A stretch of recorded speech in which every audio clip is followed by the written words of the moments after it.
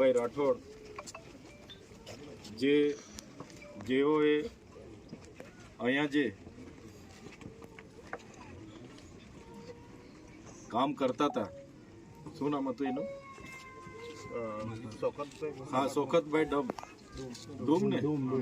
તો અહીંયા જે શોકતભાઈ ડૂમ એમણે જે અહીંયા કામ કરાવવા માટે એ લોકો જે કતલખાનું ચાલવે છે અને ત્યાં કતલખાનામાં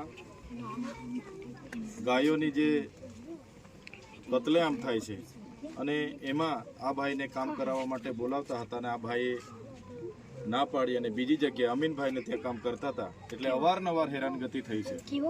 એક વાર નથી, અનેક વાર હેરાનગતિ થઈ છે. આગળ પણ આ બેને હમણાં અમને કીધું કે અમે આગળ પણ ફરિયાદ આપી હતી કે આ લોકો અમને ખૂબ હેરાન કરે છે, અમને બીજી જગ્યાએ કામ કરવા દેતા નથી અને અમારા પરિવારને ડરાવે છે, ધમકાવે છે, મારે છે. આગળ પણ માર્યા હતા.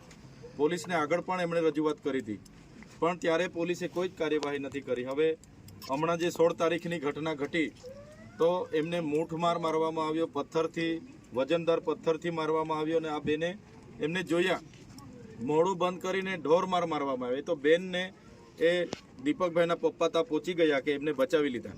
તો બચાવી તો લીધા પણ માર એટલો બધો પડ્યો તો કુવાડીના દંડા, કુવાડાથી અને પથ્થરથી કે ભાઈ સારવાર દરમિયાન હોસ્પિટલમાં એનું મૃત્યુ થઈ ગયું. તો હોસ્પિટલમાં મૃત્યુ થયું ત્યારે જ્યારે પણ આ ભાઈની સાથે મારામારી થઈ ત્યારે અમને જાણ કરી હતી. એટલે અમે મયુરભાઈ, પંકજભાઈ એમને ધ્યાન દોર્યું હતું કે આ રીતની ઘટના ત્યાં ઘટી છે. આ લોકો તે દિવસે પણ આવ્યા હતા. એમને દવાખાનામાં પણ એક્સકડાવવાનું હોય, એમને પાટાપિંડી કરવાનું, બધી જ કામગીરીમાં પણ મયુરભાઈ એમની ટીમ ત્યાં હાજર હતી. જે દિવસે મરણ પામ્યા એ દિવસે પણ જ્યાં સુધી પીએમ થઈ ગયું ત્યાં સુધી પંકજભાઈ અને મયુરભાઈથી માંડીને આખી ટીમ હાજર હતી. અમે પણ લાઇજનિંગમાં હતા. અમે અરવલ્લી વિસ્તારના કાર્યક્રમોમાં હતા એટલે આવી નથી પહોંચ્યા.